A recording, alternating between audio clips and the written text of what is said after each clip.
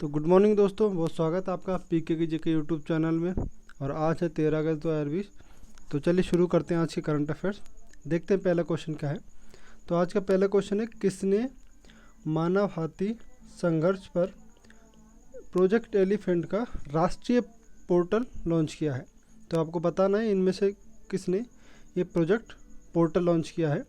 प्रकाश जावड़ेकर साहब, निर्मला सीतारमण, राजनाथ सिंह और नितिन गडकरी जी। आपके पास 4 ऑप्शन है, तो इसमें सही आंसर हो जाएगा आपका प्रकाश जावड़ेकर जी।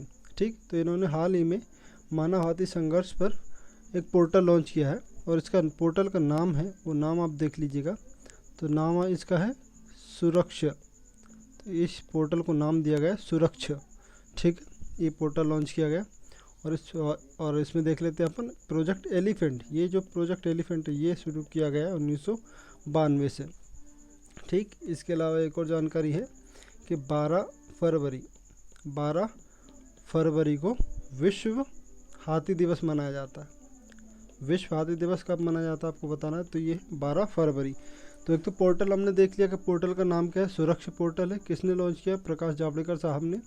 इसमें एक और था टाइगर, ये प्रोजेक्ट एलिफेंट। ये कब स्टार्ट हुआ है? 1992 और 12 फरवरी को मनाया जाता है आपका विश्व हाथी दिवस।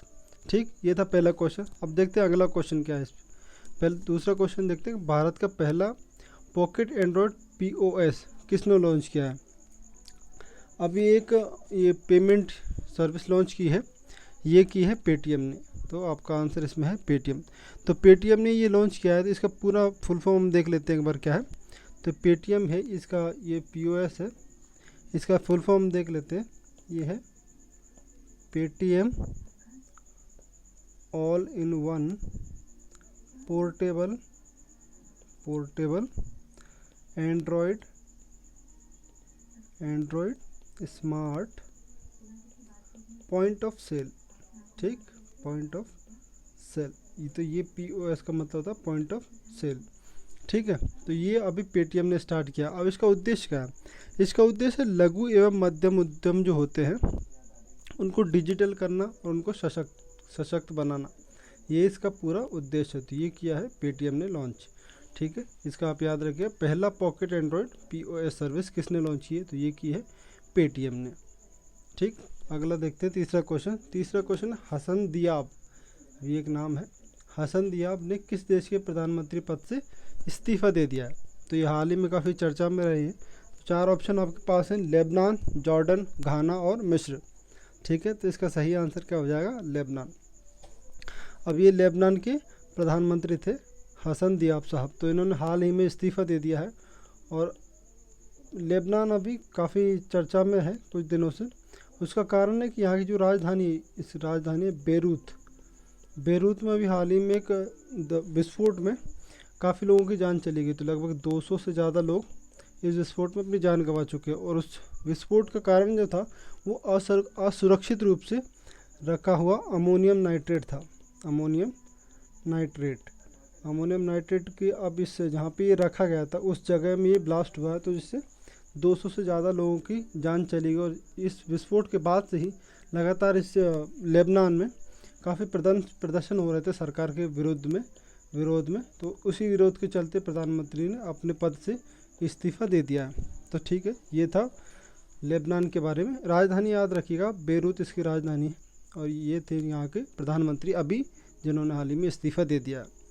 आप देखते हैं चौथा क्वेश्चन क्या है। तो चौथा क्वेश्चन, किस शहर ने ट्रैफिक सिग्नल में पुरुष आइकन की जगह महिला आइकन को स्थान दिया है। अब जो ट्रैफिक लाइट होती है उसमें एक पीली बत्ती होती है, एक लाल और एक हरी बत्ती होती है। तो जो हरी सिग्नल होता है, जिसको हरा सिग्नल कहते हैं, ग्रीन सिग्नल हम कहते हैं, उसमें इससे पहले पुरुष आइकन दिखता था या पुरुष की आकृति दिखती थी। अब इसमें दिखेगी महिला की आकृति। तो ये शहर आपको बताना कौन सा है, दिल्ली, मुंबई, चेन्नई या कोलकाता। तो ये शुरू किया है मुंबई ने।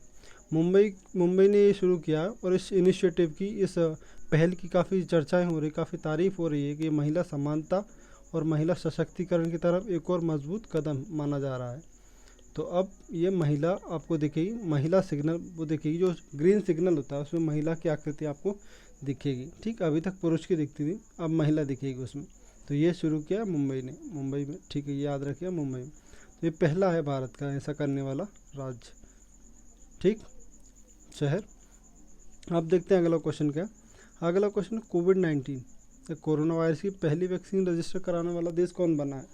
तो ये हाल ही में रजिस्टर हुई है पहली वैक्सीन, तो ये है आपका रूस। तो रूस देश ने ये पहली वैक्सीन बना ली है कोरोना वायरस की, और इसको उन्होंने नाम दिया है स्पुतनिक 5 या स्पुतनिक वी, ये इसको इन्होंने नाम दिया है। अब ये इन्होंने इनके पहले जो उपग्रह भेजा गया था उसका नाम भी स्पुतनिक था, उसी के नाम पर इन्होंने इसको कोरोना वायरस की जो वैक्सीन बनाई है उसको इन्होंने ये नाम दिया है। तो ठीक है, ये था कोरोना वायरस के लिए पहला देश कौन बना है, रूस, कोविड-19 की वैक्सीन रजिस्टर करवाने वाला देश। अब देखते हैं अगला क्वेश्चन क्या है। छठा क्वेश्चन है क्या माउंट सिनाबुंग, ये एक ज्वालामुखी है, ये हाल ही में विस्फोट हुआ है इसमें, तो ये आपको बताना किस देश में है। तो जो माउंट सिनाबुंग है ये मिलेगा आपको इंडोनेशिया में। 4 ऑप्शन में से आपका इंडोनेशिया इसमें सही आंसर हो जाएगा। तो ये जो ज्वालामुखी इसमें सबसे पहले जो विस्फोट हुआ था, पहली बार फर्स्ट टाइम इसमें जो विस्फोट हुआ था वो 2010 में हुआ था, उसके बाद 2013, और उसके बाद से ये काफ़ी चर्चा में रहा। ये इसमें विस्फोट होते रहते हैं। हाल ही में इसमें बहुत कम समय में 2 लगातार विस्फोट हुए हैं, जिससे ये काफ़ी सुर्खियों में है। तो ये है इंडोनेशिया में, ठीक, इंडोनेशिया में ये है। अगला देखते हैं 7वां क्वेश्चन। 7वां क्वेश्चन है कि KN अनंत पद्मनाभन है, ये भाग कर लीजिएगा इसको, पद्मनाभन को ICC अंपायर पैनल, ICC को जो अंपायर पैनल होता है उसमें शामिल कर लिया गया। उनका संबंध किस राज्य से आपको बताना। ये एक भारतीय है, इंडियन है। अब उनको बताना आपको किस राज्य से इनका संबंध है। तो ये केरल, कर्नाटक, तमिलनाडु और आंध्र प्रदेश, 4 ऑप्शन है। तो इसका सही आंसर हो जाएगा आपका ये है केरल से। तो ये केरल के लिए इन्होंने प्रथम श्रेणी क्रिकेट भी खेला है, प्रथम श्रेणी क्रिकेट खेली है, ठीक। ये पूर्व लेग स्पिनर है, लेग स्पिनर रहे हैं ये वहाँ के लेग स्पिनर, ठीक। तो ये लेग स्पिनर थे, अब इनको ICC अंपायर पैनल लिस्ट में शामिल कर लिया गया है। तो ये इनका संबंध है केरल राज्य से। ये प्रथम श्रेणी प्लेयर भी रहे हैं केरल के लिए, ठीक। अब देखते हैं 8वां क्वेश्चन। तो 8वां क्वेश्चन है मालगुड़ी संग्रहालय का उद्घाटन कहाँ किया गया। तो ये हाल ही में इसका उद्घाटन किया गया। 4 विकल्प हैं, केरल, कर्नाटक, बिहार और झारखंड। तो इसका आंसर आपको हो जाएगा कर्नाटक, ठीक है। तो ये था मालगुड़ी संग्रहालय के बारे में, ये कहाँ बना है कि तो कर्नाटक में। तो ये थे 8 करंट अफेयर्स के क्वेश्चन। इसके बाद देखते हैं हम 2 टॉपिक जो हम MPGK से रखते हैं। पहला एक प्रमुख मेले देख लेते हैं हम मध्य प्रदेश के। तो कुंभ का मेला लगता है आपका उज्जैन में, गरीबनाथ का मेला लगता है शाहजहाँपुर में, बाबा साहबुद्दीन औलिया का उर्स ये लगता है नीमच में, नागा जी का मेला ये पोरशा मुरैना में लगता है, महामृत्युंजय का मेला ये लगता है आपका रीवा जिले में, कालू जी महाराज का मेला ये लगा खरगोन में, सिंगा जी का मेला ये भी खरगोन में लगता है, पीर बुदान का मेला ये शिवपुरी में लगता है, और जागेश्वरी देवी का मेला ये लगता है चंदेरी में, चंदेरी अशोकनगर में। उसके बाद जल बिहारी का मेला ये लगता है आपका छतरपुर में, ठीक। अब देखते हैं अगला टॉपिक क्या है। तो अगला हमारे पास कुछ किले हैं, प्रमुख किले मध्य प्रदेश के। तो उनमें सबसे पहले देखते हैं चंदेरी का किला ये अशोकनगर में, गिन्नौरगढ़ का किला ये रायसेन में है, रायसेन का किला ये रायसेन में है, ओरछा का किला ये भी ओरछा में है, और हिंगलाजगढ़ का किला ये मंदसौर में है। ये इम्पोर्टेंट है, ये पूछा जा चुका है हिंगलाजगढ़ का किला, तो ये मंदसौर में है। नरबर का किला ये शिवपुरी में है, अजयगढ़ का किला ये पन्ना में है।